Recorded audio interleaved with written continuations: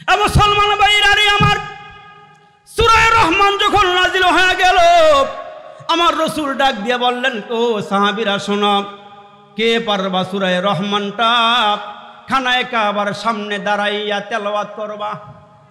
কিন্তু সাহাবীরা জানে ওইখানে গেলে কল্লা রাইখা আসতে হবে, হাত পা ঘুরে ঘুরে ফলাইব।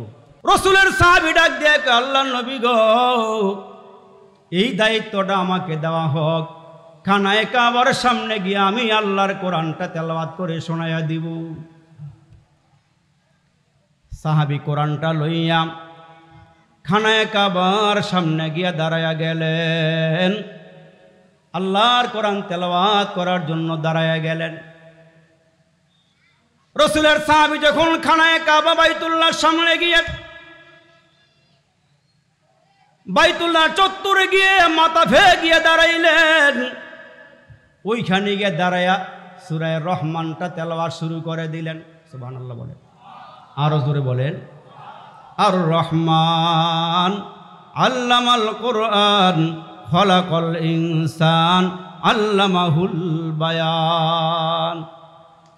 যখন সাহাবী দাঁড়ায় দাঁড়ায় বাবা কোরআন তেলাওয়াত করে গো, সাহাবী যখন কোরআন পড়া আরম্ভ করে দিলেন, কোরআনের মধ্যে এত মজা, এত স্বাদ, এত মজা, এত স্বাদ।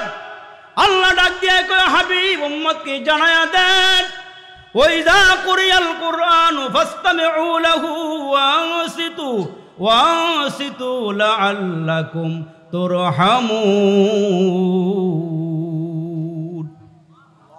আমার উম্মতেরা যদি মনোযোগ দিয়া কোরআন তেলাওয়াত শোনে, কোরআনের আয়াতগুলো শুনে, আমি আল্লাহ এদের উপরে রহমত নাজিল করি। আরে কোরআন যত পড়া হয় ততই মজা লাগে। দেখবেন যত স্বাদের গান আছে, এই গানটা একদিন ভালো লাগে, 2 দিন ভালো লাগে, 15 দিন ভালো লাগে, 1 মাস পরে আর ভালো লাগে না। একটার পরে একটা বদল হয়, পরিবর্তন হয়। আওয়াজ করে বলেন বাবা, কোরআনের মধ্যে কি কোনো পরিবর্তন আছে? কোরআনের স্বাদের মধ্যে কি পরিবর্তন আছে? আল্লাহর মহান বাণী কোরআন শরীফ, এক মুখে কত কইব তাহার তারিফ, যত পড় তত মিষ্ট মধুর বচন, তাওরাতে আসিয়াছে যাহার বর্ণন। সাহাবী দাঁড়ায় দাঁড়ায় কোরআন পড়ে, কাফেররা আওয়াজটা শুই না চতুর্দিক থেকে লাফাইয়া দৌড়াইয়া আসা শুরু হয়ে গেল। যদিও এরা কাফের, কিন্তু কোরআনের মজা এরা বুঝি, কোরআনের স্বাদ এরা বুঝি। এরে মুসলমান, নবীজির সাহাবী যখন দাঁড়ায়া আল্লাহর কোরআন তেলাওয়াত করতেছেন, কাফেররা চতুর্দিক থেকে আসতে আসতে খানায়ে কাবার চতুর্দিকে দাঁড়ায়া গেছে। আবু জাহেল্লা কেমনে জানি খবর পাইছে বিশ্ব নবীর সাহাবী কোরআন তেলাওয়াত করে। আবু জাহেল্লা দাঁড়ায়া বলে, কাফেররা দাঁড়াও দাঁড়াও, কোনো আওয়াজ করিও না, কোরআন তেলাওয়াত শুনো। কাফেররা চতুর্দিকে দাঁড়ায় দাঁড়ায় আপনারা যেমন বসে আছেন, চাতক পাখির ন্যায় আপনারা চোখগুলো আমার দিকে দিয়া ধ্যান করে আপনারা কোরআন তেলাওয়াত শোনেন, ওয়াজ শোনেন। কাফেররা পর্যন্ত চতুর্দিকে দাঁড়াইয়া কোরআন তেলাওয়াত শোনা শুরু করে দিল। যখন কোরআন পড়তে পড়তে পড়তে পড়তে সূরা রহমানের তেলাওয়াত শেষ হয়ে গেল, আবু জাহেল্লা হাঁটি হাঁটি পা পা করে গিয়া নবীজির সাহাবীর সামনে দাঁড়ায়া গেল।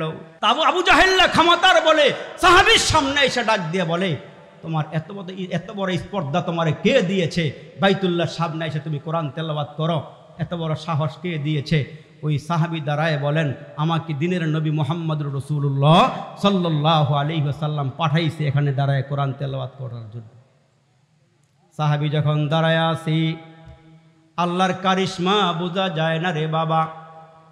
আবু জাহেল্লা এক কথায় 2 কথায় তর্ক লাগিয়া ওই সাহাবীকে ডাক দিয়ে কয়, দাঁড়াও, ক্ষমতার চেয়ার আমাদের হাতে, মুহাম্মদ নিরপায়, আর মুহাম্মদ তোমাদেরকে খানায়ে কাবার সামনে পাঠায় কোরআন তেলাওয়াত করতে, দাঁড়াও।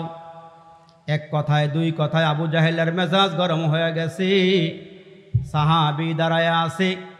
আবু জাহেল্লা নবীজির সাহাবীর সামনে গিয়া রাগান্বিত হইয়া এমন জোরে একটা চপেট আঘাত সাহাবীর কানে লাগাইয়া দিয়েছে। আবু জাহেলের চপেট আঘাত কান এবং গাল বরাবর লাগিয়া ওই সাহাবীর কানের পর্দা ফেটে গেছে। কানের ভিতর থেকে রক্ত ফিঙ্কি দিয়ে বের হওয়া শুরু হয়ে গেল। সাহাবী কানের পর্দায় হাত দিয়া রে গালটা লাল হয়ে গেছে। সাহাবী ডাক দিয়া কয়, মালিক, এই মায়ের আমি তোমার জন্য জান্নাতের জন্য আমি মায়ের খাইছি রে মালিক। আল্লাহ, তুমি আমাকে সবর করার তৌফিক দিও। এই মায়ের বদলা পরকালে তুমি আমার জান্নাতের নিয়ামত দান কইরু। সাহাবীকে আমার নবীজি পাঠাইয়া, একবার নবীজি হুজরাতে যায় আবার বাহিরে আসে। সাহাবীর কি হালাত জানার তো কোনো সিস্টেম নাই। আল্লাহ নবী একবার ঘরে যায়, আবার বাহিরে আসে, আবার ঘরে যায়। সাহাবীর দিকে নজর করে আছি। ওই সাহাবীর কানের পর্দা ফেটে গিয়ে রক্ত যখন ফিঙ্কে দিয়ে বের হয়ে গেল বাবা, সাহাবী হাঁটি হাঁটি পা পা করে রক্ত মাখা গাল লইয়া, দাড়ি লইয়া, জামা লইয়া হাইটা হাইটা নবীজির বাড়ি পর্যন্ত আসতেছে। আমার নবীজি একবার ঘরে যায়, আবার বাহিরে যায়, সাহাবীর জন্য অপেক্ষা করতেছে আর টেনশন করতেছে। আল্লাহ নবীর সাহাবী চোখের কোনায় পানি আর কানের থেকে গড়ে গড়ে রক্ত বের হইয়া, দাড়িগুলো ভিজে গেছে, জামা ভিজে গেছে। ওই সাহাবী রক্ত মাখা জামা দাড়ি লইয়া নবীর সামনে দাঁড়ায়া গেলে, আমার নবীজি রে রহমাতাল লিল আলামিন সাহাবীকে ডাক দেখে, ও সাহাবী কি হয়েছে বলো? কয়, নবী গো, আমি তো কাফেরদের সামনে পুরা সূরাটা তেলাওয়াত করে শোনাইতে পারছি। ও নবী, শুকরিয়া আদায় করেছি আমি যে আপনার হুকুমটা পালন করতে পেরেছি গো নবীজি। কয়, তোমার কি হয়েছে বলো? ওই মুহূর্তে ডাক দেয়, নবী গো, দেখেন না কাফের আমারে কি করছে আবু জাহেল্লায়। নবীজির চোখ দিয়া পানি বের হয়ে গেছি। আহারে, রসুলে আরবের চোখ মুবারক দিয়া পানি, সাহাবীর চোখেও পানি। যখন চারটা চোখ বরাবর হয়ে গেছে আর কানের পর্দার থেকে রক্তগুলো গড়ায়া গড়ায়া পড়ে, আমার নবীও কাঁদে, সাহাবীও কাঁদে। ওই টাইমে আমার আল্লাহ ডাক দেয়, জিবরাইল, দেরি কইরো না, আমার নবীর সামনে গিয়ে দাঁড়াইয়া বিজয়ের একটা হাসি দিও। এত আস্তে সুবহানাল্লাহ, সবাই আওয়াজ করে বলেন, একসাথে সিংহের মতো গর্জন দিয়ে বলেন না সুবহানাল্লাহ। জিবরাইল আমিন মুহূর্তে নবীর সামনে এসে গেছে। হাসির ভিতরে কি লুকায় রেখেছেন আমার আল্লাহ? আরে চার চোখে পানি, চারটা ঠোঁটের মধ্যে আমার রসুলের, মুসলমান রসুলের চেহারা মোবারকের মধ্যে পেরেশানি, ঠোঁটের মধ্যেও পেরেশানি, সাহাবীর ঠোঁটেও পেরেশানি। জিবরাইল মাঝখানে এসে দাঁড়ায়া দুজনের দিকে নজর দিয়া মুস্কি মুস্কি হাসি। আমার নবী ডাক দেয়, জিবরাইল, আমিও কাঁদি, সাহাবীও কাঁদি, তুমি কেন হাসো? কই, আমি জানি না, আমার আল্লাহ পাঠাইছি আপনাদের মাঝখানে দাঁড়াইয়া হাসার জন্যে। এইখানে আমার আল্লাহ একটা বিজয় রেখেছেন। এ মুসলমান, আল্লাহ কি লুকাইয়া রেখেছেন? আপনার আমার নবী হিজরত করে যখন কাফেরদের অত্যাচারে অত্যাচারিত হইয়া নিজের জন্মভূমির বিটা সাইরা, বাইতুল্লাহকে সাইরা দিয়া যখন এ মুসলমান মদিনার দিকে রওনা হয়ে গেলেন, ওই মদিনাতে যায় নিজের এলাকার একটা মায়া আছে, বিটা বাড়ির একটা মায়া আছে। সব মায়ার চেয়ে বড় মায়া হলো বাইতুল্লাহ। যেই বাইতুল্লাহর দিকে তাকাইল 20টা রহমত পাওয়া যায়, যেইখানে তাওয়াফ করলে 60টা রহমত পাওয়া যায়, তাওয়াফের পরে 2 রাকাত নামাজ পড়লে 40টা রহমত পাওয়া যায়। আল্লাহু আকবার, জোরে বলেন। ওই বাইতুল্লাহকে সাইরা যখন নবীজি মদিনা শরীফে চলে গেল, আল্লাহর নির্দেশে আল্লাহ ডাক দেয়, হাবিব, আপনি মদিনাতে আসছেন, 10,000 কাফির কালমা পরে মুসলমান হয়ে সাহাবী হয়ে গেছে। ও নবীজি, 10,000 সাহাবী লইয়া বিজয়ের মালা গলায় পরিয়ে আপনি মক্কা শরীফে যাবেন। সুবহানাল্লাহ, জোরে বলেন। ও নবীজি, বিজয়ের মালাটা আপনার গলাতে পরাইয়া দিব। এরে মুসলমান, কলিজার টুকরা যুবক, আর বেশি লম্বা নয় রে মুসলমান, তোমরা একটু কষ্ট করতেছ, কাফেরদের ঠোঁট চোখের রাঙ্গানি তোমরা খাইতেছ রে মুসলমান। চিন্তার কোনো কারণ নাই, অস্থির হওয়ার কোনো কারণ নাই। বিশ্ব নবী যখন চলে গেলেন ওই যে মদিনাতুল মুনাব্বারায়, আল্লাহ ডাক দেয়া কয়, নবীজি এখন আপনার খানায় কাবার যাওয়ার উপযুক্ত সময়। 10,000 লইয়া আপনি মদিনা শরীফের দিকে রওনা হয়ে যান, মদিনা শরীফের দিকে যান। ওই যে আপনি রসুল কেঁদেছিলেন আর সাহাবিও কেঁদেছিল, ওই মুহূর্তে আমি আল্লাহ জিব্রাইলকে জানাই দিয়েছি, জিব্রাইল ওই যে সাহাবের চোখের পানি জমিনে পড়েছে, ওই চোখের পানি আর রক্ত জমিনে পড়েছে, আমি আল্লাহ এর বদলা মক্কা বিজয় দান করেছি। চোখের পানি দিয়ে আল্লাহ মক্কা বিজয় দিলেন, রক্ত দিয়ে আল্লাহ বিজয় দান করলেন। এই জন্য জিব্রাইল সুসংবাদের হাসি হেসেছিল। আল্লাহ ডাক দিয়া কে, নবী গো, চিন্তার কোনো কারণ নাই, অস্থির হওয়ার কোনো কারণ নাই। পরকালের যতগুলো নিয়ামত বানাইছি সবগুলো আপনার উম্মতের জন্যে। জান্নাতের যত নিয়ামত আছে সব আপনার উম্মতেরা ভোগ করবে। ওগো নবীজি, কোনো কাফের জন্য আমি পরকালে নিয়ামত রাখি নাই। ভাই হাত দিয়া বলিয়ে যাই, রে যুবক, আর বেশি লম্বা সময় নয়, অল্প সময় অল্প কথা বললাম। আমরা যদি আল্লাহওয়ালা হয়ে যেতে পারি, আল্লাহর হুকুমগুলো ঠিক মতো পালন করতে পারি। সাহাবাই কেরাম যেমনি করে আমার নবীর দরবার সারে নাই, নবীজির সামনে এসে বৈশা রইছি, চেহারা বরাবর বৈশা থাকে। নবীজি ডাক দিয়ে কো, কি ও মিয়া, কি হইছে বলো? তুমি আমার সামনে বসে থাকো, কোনো কিছুই বলো না, যতক্ষণ আমি বয়ান করি আমার চেহারার দিকে তাকাইয়া থাকো, কারণটা কি বলো? ওই সাহাবী ডাক দিয়ে কো, নবী গো, আমি গ্রামের থেকে আসি, অনেক দূরের থেকে পায়ে হাইটা হাইটা আসি, কেবলমাত্র শুধুমাত্র আপনার চেহারাটা দেখার জন্যই আসি। ও নবীজি, আপনার চেহারাটা দেখুন, দেখা শেষ হয়ে যায় আমি চলে যাই। ওই সাহাবী ডাক দেয়, নবী গো, আমি আপনারে ভালোবাসি। ও নবী, আমি আপনারে ভালোবাসি। আমার নবী ডাক দেয়, সাহাবী রে, তুমি যদি আমারে ভালোবাসো, প্রকৃতপক্ষে আমারে ভালোবাসলে হাসরের কঠিন ময়দানে আমি থাকবো যেই জান্নাতে, তুমিও থাকবে সেই জান্নাতে। এই জন্য মুসলমান ভাইরা, আমি আপনাদেরকে বলে যাই, এ বন্ধুরা আমার, আপনাদের পায়ে হাত দিয়ে বলে যায়, এ যুবক আর কত পাগলামি করবা, এ যুবক আর কত দুনিয়ার মধ্যে ঘোরাফেরা করবা, এখনো সময় আছে রে যুবক। আল্লাহর সামনে কি নিয়ে দাঁড়াইবা, কি নিয়ে হাজির করবা। এরে মুসলমান, হযরত ওমরের শিক্ষাটা নিয়ে যান। হযরত ওমর জান্নাতের সার্টিফিকেট পাওয়ার পরেও কাঁদতে কাঁদতে চোখ দিয়া পানি পড়তে পড়তে গালের ভিতরে কালো দাগ হয়ে গেছে। সাহাবীরা জিজ্ঞেস করে, ওমর আপনি এত কাঁদেন কেন? চোখ দিয়া পানি পড়তে পড়তে গালের ভিতরে দাগ হয়ে গেছে, আপনি এত কাঁদেন কেন? হযরত ওমর ডাক দিয়া কয়, হাসরের কঠিন ময়দানে আল্লাহ যদি আমারে জিজ্ঞেস করে, ওমর তুমি আমার জন্য কি নিয়ে এসেছ, ওই দিন আমি আল্লাহরে বলবো, আল্লাহ আমি কিছু আনতে পারি নাই, আমি আপনার জন্য কাঁদতে কাঁদতে গালের মধ্যে 2টা কালো দাগ নিয়ে এসেছি। আমি কিছু নিয়ে আসতে পারি নাই, আমি 2টা কালো দাগ নিয়ে আসছে আপনার বয়ে কেঁদে। এই জন্য মুসলমান বাবা, হযরত ওমর তো সারা রাত মানুষের ধারে ধারে ঘুরত, এলাকার খোঁজখবর নিত, কোন এলাকার মধ্যে এলাকার মানুষগুলো কোন হালাতে আছে, কোন অবস্থার মধ্যে আছে, এগুলো দেখতেন হযরত ওমর। তো একদিন দেখতে গিয়ে দেখতেছে ঘরের ভিতর থেকে একটা আওয়াজ আসতেছে, দুধের মধ্যে পানি মিলাও, আজকে দুধ কম হয়েছে, পানি মিলাও, পানি মিলাও, বাজারে বিক্রি করতে হবে, অল্প দুধ দিয়ে সংসার চলবে না। কিন্তু মেয়েটার কণ্ঠে আওয়াজ, আমি যে এই মুহূর্তে দুধের ভিতরে পানি দিয়ে দুধ বাড়াইবো, হযরত ওমর তো পানি দিতে নিষেধ করেছে।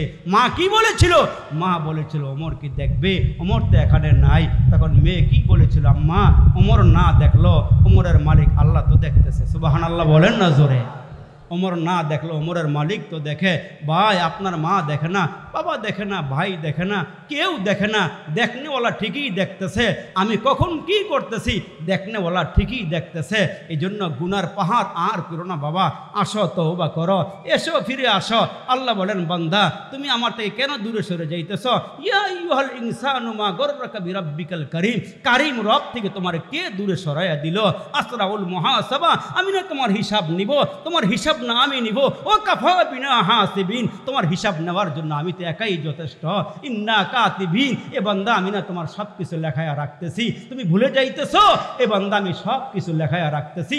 তোমার হাসরের ময়দানে একটা আমল নামা দেওয়া হবে, ওই আমল নামা তোমার সামনে আসবে। সাহাবীরা জিজ্ঞেস করছে হুজুর আমল নামাটা কত বড় হবে, আমরা কি জানতে পারি? রসুল বলছিলেন সাহাবীরা তোমাদের আমল নামা কত বড় হবে জানো? তোমাদের আমল নামাটা হবে তোমার চোখের দৃষ্টি যত দূর যায় তোমার সামনে এত বড় একটা আমল নামে এসে হাজির হয়ে যাবে। লা ইউগাদিরু সগীরাতা ওয়ালা কাবীরা, হায়াতের জীবনের সগীরা গুনাহ বাদ দেয় নাই, কবিরা গুনাহ বাদ দেয় নাই, শিরকের গুনাহ বাদ দেয় নাই, বেদাতের গুনাহ বাদ দেয় নাই, প্রকাশ্যের গুনাহ বাদ দেয় নাই, গোপনের গুনাহ বাদ দেয় নাই। মানুষ গুনার পাহাড় করতে করতে করতে করতে যখন মুসলমান একটা সময় মরে যাবে, এই জন্য আল্লাহ পাক জানায় দিয়েছেন নবী গো আপনার উম্মতকে জানাইয়া দেন, আপনার উম্মতকে আমি সকল উম্মতের শেষে দুনিয়াতে পাঠাইছি। আমি আল্লাহ শেষে পাঠাইয়া জানায় দিয়েছি মুসা নবীর উম্মতরা কি করেছে, ঈসা নবীর উম্মতরা কি করেছে, নূহ নবীর উম্মতরা কি করেছে। এরা যেন সজাগ থাকতে পারে, এদের ইতিহাসগুলো জানায়া আমি জানাই দিয়েছি। ফেরাউনের সঙ্গে আমি আচরণ কি করেছি, আমি নমরুদের সঙ্গে আচরণ কি করেছি। না সর্বোচ্চ 10 মিনিট নিয়ে আসেন তো না বাবা নিয়ে আসেন। এ মুসলমান আমি পায়ে হাত দিয়া বলিয়া যাই। এই জন্য মাওলা ডাক দিয়া বলেন সর্বশেষ পাঠাইয়া আগের জাতির ইতিহাস তোমাদেরকে জানাইছি, নমরুদের ইতিহাস জানাইছি, ফেরাউনের ইতিহাস জানাইছি, এদেরকে আমি আল্লাহ কি শাস্তি দিয়েছি তাও জানাইছি। কিন্তু আমি আল্লাহ তোমাদের কেমন একটা সময় পাঠাইছি, তোমরা কি গুনাহ করবা, তোমরা কি খারাপ কাজ করবা, পরবর্তী কোনো উম্মত যেন জানতে না পারে। এই জন্য আমি আল্লাহ তোমাদেরকে সর্বশেষ পাঠাইছি। সুবহানাল্লাহ জোরে। তোমরা কি গুনাহ করো যেন কেউ জানতে না পারে, কি অপরাধ করো কেউ যেন জানতে না পারে, এই জন্য আমি সর্বশেষ পাঠাইছি।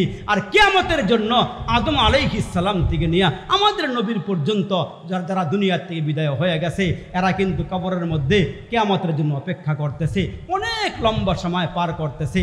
আর আমরা এমন একটা সময় আসছি, আল্লাহ পাকের রসুল বলছেন এ সাহাবীরা শোনো, আমার 2 আঙ্গুলের মাঝখানে যতটুকুন ফাঁকা, তোমাদের থেকে কিয়ামত এত কাছাকাছি। এ মুসলমান যদি আপনি জানতে পারেন যে আমি ঢাকা যাব, কমলাপুর স্টেশন থেকে আমি রাজশাহী যাব, দিনাজপুরে যাব, ওইখানে গিয়ে দাঁড়াইছেন, রেল লাইন গিয়ে নামছেন, ট্রেন লাইনে গিয়ে নামছেন, স্টেশনে নামছেন, নাইমা গিয়ে আপনি শুনছেন এখন থেকে 10 ঘন্টা পরে ট্রেন আসবে, তখন মেজাজটা কিন্তু গরম হয়ে যাবে, আরও 10 ঘন্টা অপেক্ষা করতে হবে, মেজাজ গরম হয়ে যাবে। যদি আপনি ওই রেল লাইনে গিয়া স্টেশনে গিয়ে জানতে পারেন আপনি যাওয়ার সঙ্গে সঙ্গেই ট্রেন চলে আসছে, মনটা আনন্দে ভরে যায়, মনটা উৎফুল্ল হয়ে যায়, কিছুক্ষণের মধ্যে ট্রেন আসবে, আমি গন্তব্যে যাইতে পারবো। তো রসুল ডেকে বলেন আমার উম্মতেরা কবরে যাবে, কবর থেকে উঠে দেখবে হাসরের ময়দান কায়েম হয়ে গেছে। আল্লাহু আকবার, হাসরের ময়দান কায়েম হয়ে গেছে। কতদিন গরমের ভিতরে বললে তো আমাদের মেশিন না তো জানতো।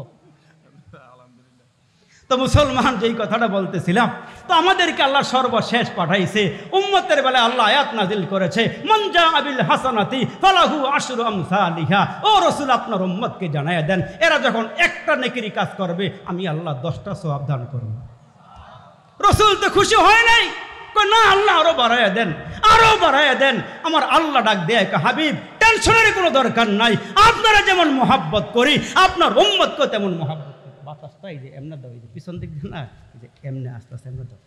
এখন উম্মতের বেলায় রসুলকে আল্লাহ ডাক দিয়া কয় টেনশনের কোনো দরকার নাই, পেরেশান হওয়ার কোনো দরকার নাই, আপনার উম্মতকে জানাইয়া দেন আমি একের বদলায় 700 নেকি দিব, একের বদলায় 7000 নেকি দিব, একের বদলায় 70,000 নেকি দিব, একের বদলায় 70 লাখ নেকি দিব, একের বদলায় 70 কোটি নেকি দিব, একের বদলায় আমি আল্লাহ বেগাইর হিসাব সওয়াব দান করব। সুবহানাল্লাহ জোরে বলেন আপনার উম্মতকে।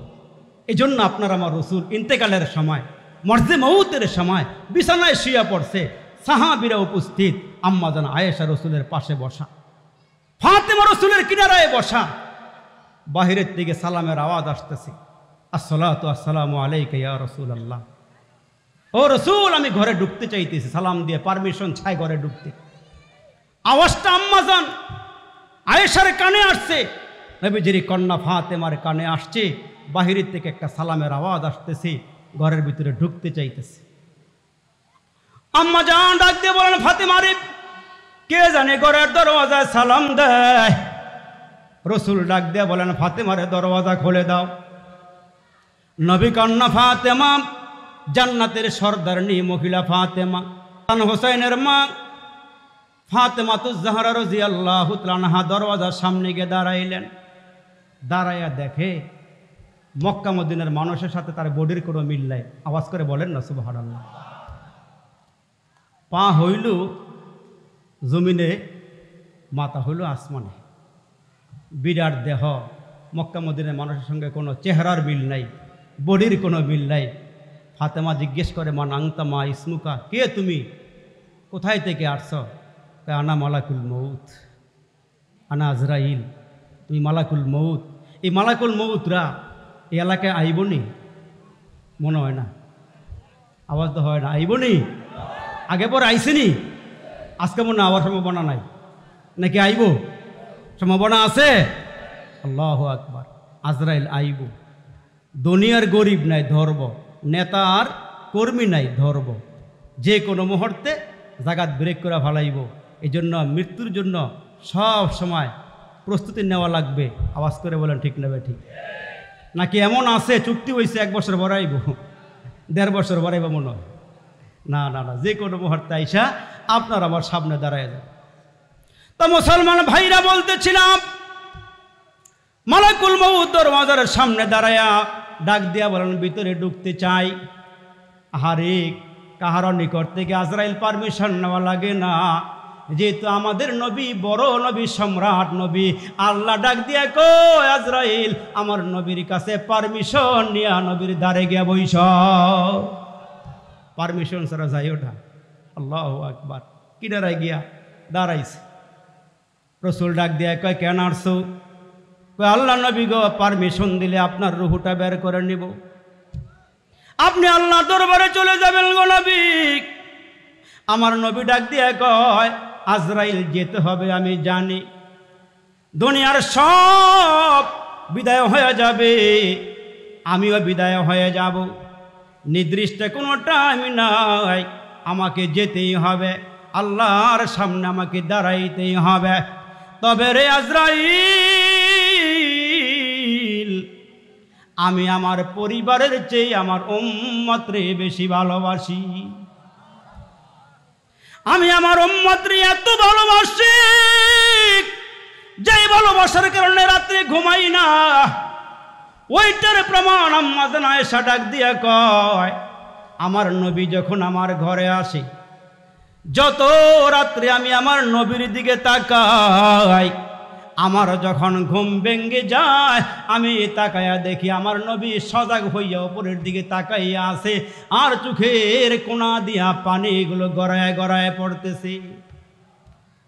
আম্মা জান আয়েশা ডাক দিয়া কয়, নবীজি গো, যত রাত্রি আমার ঘুম ভেঙে যায়, আপনার দিকে তাকাই, ও নবীজি আপনি চেয়ে থাকেন রিমান্ডের আসামির মতো, ওয়ারেন্টের আসামির মতো আপনি কেন ঘুমান না গো নবীজি? রসুল আরবি ডাক দিয়ে কয়, আয়েশা রে, আমার উম্মত তো আমারে ঘুমাইতে দেয় না, আমি আমার উম্মতের চিন্তায় ঘুমাইতে পারি না, উম্মত নিয়ে আমার টেনশন লাগে। এ মালাকুল মউত দাঁড়াও, নিয়ে যাইব, অসুবিধা নাই, তবে দাঁড়াও, জিবরাইলের সঙ্গে উম্মত নিয়ে একটু পরামর্শ করে নেই। আল্লাহু আকবার, জোরে বলেন। একটু দাঁড়াও, আমি আমার উম্মতের ব্যাপারে আল্লাহর সঙ্গে একটু ফয়সালা করে নেই। আমি তো চলে যাব, উম্মত তো নবী হারা হয়ে যাবে, নবী ছাড়া উম্মত তো এতিম হয়ে যাবে। দাঁড়াও। মুহূর্তে মালাকুল মউত রসুলের সামনে জিবরাইল এসে হাজির হয়ে গেছে। দেখেন আমার নবী কি বলেন। রসুল আরবির সামনে জিবরাইল হাজির। জিবরাইল আলাইহিস সালাম নবীর কিনারায় বসা। আমার নবী ডাক দেয় জিবরাইল, আমি তো চলে যাব, তুমি একটু বলো আমি দুনিয়া থেকে বিদায় হয়ে যাওয়ার পরে আমার উম্মতের পাহারাদারি কে করবে? এই উম্মতগুলোকে কে দেখা রাখবে? উম্মতের ব্যাপারে কে আল্লাহর দরবারে দোয়া করবে? অন্য অন্য পয়গম্বরের উম্মতেরা গুনাহ করেছে, নাফরমানি করেছে, সঙ্গে সঙ্গে আসমানের মালিক আল্লাহ গজব দিয়া ধ্বংস করে দিছে। আমি রাসূল দুনিয়া থেকে বিদায় হয়ে যাওয়ার পর আমার উম্মতেরা গুনাহ করবে, উম্মতেরা নাফরমানি করবে। মুসলমান গুনাহ করার পরেও, সুদ খাওয়ার পরেও, ঘুষ খাওয়ার পরেও, জিনা করার পরেও এক ওয়াক্ত নামাজ পড়বে না, এরা রমজানের রোজা রাখবে না, যাকাত দিবে না। কিন্তু কিছু চাপাবাজ উম্মত দুনিয়াতে আগমন করবে, নামাজ রোজার দ্বারে না, এরা বুকের মধ্যে থাপ্পড় দিয়া বলবে হুজুর নামাজ পড়িয়ার না পড়ে ইমান শক্ত আছে। নাই মনে হয় এমন চাপাবাজি এলাকা? নাই মনে হইতেছে, মনে হয় আওয়াজে বুঝা যায় মনে হয় সব অলি হয়ে গেছে গা। হ্যাঁ আছে, ও আছে, সুদে টেয়া লাগাইয়া খায়, 3 বার হজ করে আওয়ার পরেও গুড়স খাওয়া বন্ধ হয় নাই। নাই ও চায়ের দোকানে পয়সা 10 কাপ 20 কাপ চা খাইয়ালায়, 5টা 10টা বন্ডুরি খাইয়ালায়, 1 আলি 2 আলি সাগর কলা খাইয়ালায়। এই দোকানে পয়সা সাগর কলা খাইয়া, 10 কাপ চা খাইয়া, 5টা সাগর কলা 5টা বন খাইয়া রাত্রে 2টা বাজে বাড়িতে যায়। আর চায়ের দোকানে বইয়া বইয়া এমন মাতবুরি করে, চায়ের দোকানে টেলিভিশনের সামনে বইসা বইসা এমন করে মাতবুরি করে, আওয়ামী লীগের সভাপতিরে ফাইলে হেইলার একটা ফার্ম দিয়ে কয় বাতিতে এদিকে আইও, কাছে আইসে বসো, চেহারা তো ভালোই দেখা যায়, চেহারা তেল তেল করতেছে। তবে আমার মন ভাই বলে তোমার একটা কথা কইয়া দিই, আওয়ামী লীগের নৌকা যেমনে বাড়ছে বাতিজা এইটা ডুবতো না, এইটা ডুবতো না। বাতিজা ডাক দিয়ে কয় চাচা আমার কাহার 1 কাপ গরম চা দাও। আছে না নাই? ও এ যুবকরা জোরে কও না, আছে না নাই? এই লোকের থেকে 1 কাপ গরম চা খাইলো, 1টা সাগর কলা খাইলে, 1টা বন খাই হারে বিদায় করে দিছে। বিদায় করে কতক্ষণ ঘুরে ঘেরাই আবার টুলটা ঘুরাই আরেক কোনাতে বইয়া ছায়া দেহ ও বিএমপির সভাপতি সাহেব অবস্থা বড় খারাপ, বেটা কিলগুতা মায়ের খাইয়া খাইয়া চেহারার হালাত এমন হয়েছে মরে মরে ভাব। এই লোকরা টাইম না কাছে আইন না বয়, এই মিয়া মন খারাপ করার কি আছে মিয়া, 1 মাগে কি শীত যায়নি আরো মা গাইব? নাই মনে হয় সব দিয়ে অলিয়ে গেছে গা, দেখা যায় 1 মাগে শীত যায় না আরো মা গাইব। চায়ের দোকান ডাক দিয়ে কয় কাহারে চা দে, গরম চা দে, বন্ডুডি দে।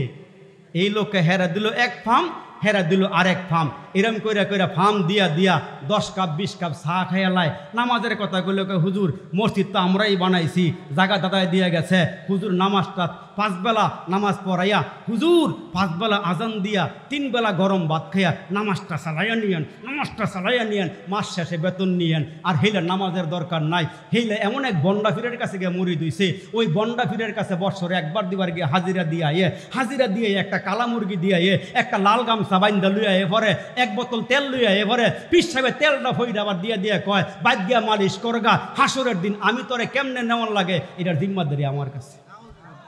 আওয়াজ দিয়ে কন নাই বন্ডা আমগো দেশ আছে না নাই? এ ডরে হারা কয় না আছে না নাই? আবার স্লোগান শিখাই দেয় কেউ ফিরে না খালি হাতে আমগো বাবার দরবারেতে। আপনার এলাকার কথা কই না, আমি জীবনের প্রথম আপনার এলাকায় ঢুকছি আর আইতাম না জীবনে, কিন্তু হাসা কথাটা কখন লাগবে, এই মানুষ আছে না নাই? আসতে হয় কাওয়াজটা আছে না নাই? কেউ ফিরে না খালি হাতে আমগো বাবার দরবারেতে, একটা ছেলে দে রে বাবা, একটা ছেলে দে রে, কামাই খাইবার আশা নাই রে, আমার পরে গদি বসবো কে রে। আছে না নাই? আছে না নাই? এইরকম বোটটা ফিরি, জোটটা ফিরি, সুল্লা ফির, বেডি মুরুদ করেন না ফির যদি আপনারা ফান, এটা ফানের সুবাই মাইরা লাইবেন। কারা কারা রাজি আছে? রাজি নাই? রাজি নাই? এই মুসলমান আওয়াজ করে বলেন, কলা গাছ নষ্ট করছে জিরে, সমাজ নষ্ট করছে বন্ডা ফিরে। আওয়াজ করে বলেন ঠিক না বেঠিক? আর একটু আওয়াজ করে বলেন ঠিক না বেঠিক? এই সমাজগুলো নষ্ট করছে এই বন্ডা পীরে। যুবকরা সোচ্চার হয়ে যাও, মুরব্বীরা দাঁড়িয়ে যাও। এই বন্ডা পীর বলে পানিতে চুবাইয়া মারবো, দেশ ত্যাগ করবো, এলাকা থেকে বিদায় করবো। কারা কারা তৈরি আছো? দুহাত উঁচু করে আল্লাহরে দেখাও। নারায়ে তাকবীর, নারায়ে তাকবীর। বন্যা পীরের আস্তানা, বন্যা পীরের আস্তানা। দুনিয়ার মুসলিম, দুনিয়ার মুসলিম। রাগ হয়েছেন আপনারা? রাগ হয়েছেন বেশি? আমরা এলাকার মানুষ সব ভালো, কিন্তু এমনও আছে বাবা এই মার্কা মানুষ আছে, কিন্তু আমরা স্লোগান শিখাই, কেউ ফিরে না খালি হাতে আমগো আল্লাহর দরবারেতে। আসতে বলে অযুত না, বন্ধ হয়ে যাবো গা। কেউ ফিরে না খালি হাতে আল্লাহ তোমার দরবারেতে, কেউ ফিরে না খালি হাতে আল্লাহ তোমার। ঠিক নিও? নামাজে গিয়ে খারিয়ে কই ইয়াকা নাবুদু ওয়া ইয়াকা নাস্তাইন। আল্লাহ ইবাদত করলে আমরা তোমারই করি, সাহায্য চাইলে আল্লাহ তোমার কাছেই চাই। এই বন্ডার বাচ্চা নামাজতে বার হইয়া গিয়া কয় আমগো ফিরি সব করে। কি আছে না নাই? এর মানুষ আছে। আপনারা ভালো মানুষ, আল্লাহওয়ালা মানুষ। আমগো নবী জিম্মাদারি লইতে গিয়া কয় জিব্রাইল উম্মতরা দেখা রাখবো কে? রসুল টেনশন করার দরকার নাই, আমি খবর লিয়ে আইতাছি। মুহূর্তের ভিতরে নবীর দরবার থেকে জিব্রাইল চলে গেছে আল্লাহর দরবারে। গিয়া কয় আল্লাহ, রসুল তো খুশি হওয়ার কথা ছিল, এখন আপনার দরবারে আসবে, জান্নাতের নিয়ামত ভোগ করবে। রসুল দিয়ে টেনশন করে, পেরেশানি করে, কারণটা কি? আমার আল্লাহ ডাক দিয়ে আমি সব বুঝি। আমার নবীরে গিয়া কইয়া দাও, আমার রসুলকে গিয়ে বলে দাও উম্মতের পাহারাদারি আমার নবী নিজে যেমন করছে, মৃত্যু না কিয়ামত পর্যন্ত রসুলের উম্মতের পাহারাদারি আমি আল্লাহ নিজে করব, আমি নিজে দেখা রাখবো। গুনাহ করার সঙ্গে সঙ্গে ঘরে গুনাহ করলে বাহিরে আবার সুযোগ পাবে, বাহিরে গুনাহ করলে ঘরের ভিতরে ঢুকার সুযোগ পাবে, সঙ্গে সঙ্গে আযাব দিব না, আমি এদেরকে তওবা করার সুযোগ দিব। এমনকি রুহুটা এই যে গলার মধ্যে আসার আগে আগে, গড়গড়ানি শুরুর পর আগে আগে তওবা করলে আমি আল্লাহ এদেরকে মাফ করে দিব। আর একটু জোরে কর না সুবহানাল্লাহ, আওয়াজ দিয়ে বলেন না সুবহানাল্লাহ। তাইলে আমগো দেশের কিছু আজাইরে মানুষ আসেনি, আসেনি? সার দোয়ানকে বইয়া থাকে নামাজের কথা বলে বেটকি দিয়ে হুজুর মসজিদ তো আমরাই বাড়াইছি, এলাকা দাদাই দিয়ে গেছে, টেলিভিশনের সামনে গিয়ে বইয়া থাকে। আর আমগো এলাকার মধ্যে আমরা দেখছি, আপনার এলাকার খবর নাই কে, আমি জীবনের প্রথম ঢুকছি, আমি তাকাইয়া দেখছি চায়ের দোকানের দিকে, পুরা চায়ের দোকানটার মধ্যে 10,000 টাকার সদাই নাই, এমন বড় বুঝতে আমার টেলিভিশন। কেউ আসেনিও? আসেনি? 2টা পর্যন্ত দোকান খোলা। এখানে কেন খোলা রাখছে? আমগো দেশের মধ্যে একটা হইল, একটা নীতি হইল কি, কয় গাবি কিনলে বাছুর ফিরি। হ্যাঁ কথা কইতো না, গাবি কিনলে, বকরি কিনলে বাচ্চা ফিরি, 3টা সাবান কিনলে বলে একটা ফিরি দেয়। এই ফিরি হইতে হইতে আমগো চায়ের দোকানদাররা কয় মাগনা এমনি চলে না, কয় 5 টাকার দিকে 1 কাপ চা খাইলে মাগনা 6 ঘন্টা 8 ঘন্টা যেই কয় ঘন্টা থাকে এই ঘন্টা টিভি দেখা ফিরি। ঠিক নিও? জোরে কোন ঠিক নি? আর ওটা হইল সংসদ ভবন, কেউ রে নামায় কেউ রে উড়ায়, ঠিক নি? কেউ রে নামায় কেউ রে উড়ায়। যেই বয়সে আল্লাহর ঘরে থাকার দরকার ছিল এই বয়সে আল্লাহর ঘরও যায় না, গিয়া কয় হুজুর আডুর মধ্যে ব্যথা। চার দোকানদারে কয় চাটা বানা, আমি নামাজ পড়ে আই। তো চার দোকানদারে কয় আমি চাটা বানাইলে 1 মিনিট দেরিটা ঠান্ডা হয়ে যাবো গা, আমার নামাজ পড়তে এত লাগবো না, আগে এই করবো। চা অর্ডার দিয়ে নামাজও যায়, চা ঠান্ডা হওয়ার আগে আবার আইয়া পড়ে, কি নামাজটা ইলাই পড়ছে। এই জন্য মুসলমান ভাইরা রে আমার, আমার আল্লাহ ডাক দিয়ে কয় মানুষ তোমাদেরকে অনার্থক বানাই নাই, ও কারণে বানাই নাই, নিষ্প্রয়োজনে বানাই নাই। যদি আল্লাহরে জিজ্ঞেস করি আল্লাহ কি জন্য বানাইছেন একটু আমাদেরকে বইলা দেন, কি জন্য দুনিয়াতে পাঠাইছেন বলেন। আল্লাহ ডাক দিয়া আফা হাসিবতুম আন্নামা খালাকনাকুম আবাসা ওয়া আন্নাকুম ইলাইনা লা তুরজাউন। তোমাদেরকে অনার্থক বানাই নাই, ও কারণে বানাই নাই, নিষ্প্রয়োজনে বানাই নাই। এরে বান্দা তারে নারে যা করার কর, আমি আল্লাহ এখন ধরব না। সুদ খাইল কিছু কইব না, ঘুষ খাইল কিছু কইব না। আপনি যখন ছোট সময়ে স্কুলে লেখাপড়া করছেন, পরীক্ষা দিতে গেলে কিছুক্ষণ পরে স্যার আইসা আপনার একটা খাতা ধরাইয়া দেয়, পকেটের থেকে কলম বার কইরা আপনি লিখবেন। এই সিস্টেমটা আসেনি এখনো? আসেনিও? এখন খাতা যখন দিছে সারে ছাইয়া দেখতেছে এই ছেলেটা কাগজটা লইয়া এমন কাঁপতাছে, এমন হয়েছে নি? এখনো হয়নি। খাতাটা হাতে লইয়া কাঁপা শুরু করছে। সারে তার দিকে তাকায়, কিরে কাফস কিনলেই গা? সারে ডাক দিয়া কয় কাপস কিনলেই গা? ছেলেটাই কই কই স্যার কাফেন, আমি তো কাফি না। কয় তোর কাফনিতে টুলডা সহ কাঁপতাছে, তোর কাফনিতে টুলডা সহ। হ্যাঁ উঠটা কয় না স্যার কাফি না। অনেকক্ষণ পরে ডাক দিয়া কয় স্যার আপনি কাপা কাপে কি দেখছেন? হাত কাঁপে, টুল কাঁপে, ফাও কাঁপে। কিছুক্ষণ পরে দেখবেন লেখা শুরু হইলে স্কুলটা সহ কাঁপব। আল্লাহ ডাক দিয়া কয় মানুষ সুদ খাইলেও কিছু কইতাম না, ঘুষ খাইলেও আমি আল্লাহ ধরব না। আমি আল্লাহ যেদিন ধরব সেদিন আমি আর কাউকে ছাড়ব না।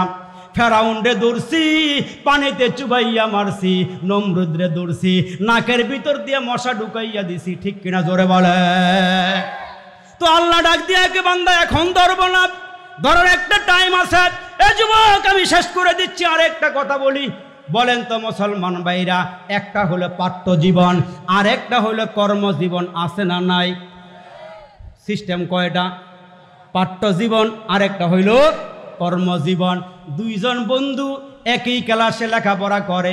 একজন ছেলের মেধা ভালো, জ্ঞান ভালো, মেধা বুদ্ধি ভালো, লেখাপড়ায় ভালো, যে কোনো পরীক্ষা দেয় পরীক্ষায় ফার্স্ট হয়। সাথে আর একটা আছে বাড়ির থেকে টাকা আনে ঠিক, স্কুলেও যায় ঠিক, মাঝে মাঝে ফাঁক ফাঁক করে দিয়া ঠান্ডাগুলি মারে, মোবাইল নিয়ে ব্যস্ত থাকে, লেখাপড়া ঠিক মতো করে না। যখনই পরীক্ষা দিতে যায় নকল করে করে পরীক্ষা দেয়, বন্ধুর দিকে তাকায় তাকায় পরীক্ষা দেয়। কিন্তু মুসলমান কোনো রকম টাইনা পাস করে। বলেন তো যেই ছেলেটা লেখাপড়া করছে আর যে লেখাপড়া করে নাই, দুজন কি সমান? আওয়াজ দেন না কেন? দুজন কি সমান? এই দুজন মুসলমান পাঠ্য জীবন শেষ করছে, দুজন একসঙ্গেই চলাফেরা করে, একই সমাজে বসবাস করে, একই স্কুলে লেখাপড়া করে। এখন যখন পাঠ্য জীবন শেষ হয়েছে, দুজন মেট্রিক পরীক্ষা দিয়েছে। একজন ছেলে ফার্স্ট ক্লাস ফার্স্ট, আর একজন কোনো রকম টাইনা পাস করছে। দুজন কিন্তু সমান না, সার্টিফিকেটের ওজনও দুজনের সমান না। এই দুইজন পাঠ্য জীবন শেষ করে যখন কর্মজীবনে গেছে, এই দুইজনে গলায় হাত দিয়া গলার মধ্যে গলা মিলাইয়া হাঁটে। হঠাৎ করে তাকায় দেখে প্রাইমারি স্কুলের নোটিশ বোর্ডের মধ্যে একটা নোটিশ টানায়া রাখছে। এইখানে লেখা আছে এই স্কুলে একজন টিচার নিয়োগ দেওয়া হবে, লিখিত পরীক্ষা হবে, ভাইবা পরীক্ষা হবে, মৌখিক পরীক্ষা হবে। এই দুজন দরখাস্ত দিছে। আপনাদের কি মন নষ্ট হয়ে গেছে গা? এলোমেলো হয়ে গেছে নাকি? আর দুই একটা কথা কইতাম নাকি রাগ করতেছেন আপনারা? তাহলে আমার দিকে তাকান, অ্যাটেনশন প্লিজ, আমার দিকে তাকান। আমার ভাই আসবে, বয়ান করবে। আজকে আলোচনা অনেক করার মতন বড় বড় বুজুর্গ আলেম আপনারা দাওয়াত দিয়েছেন, আলহামদুলিল্লাহ।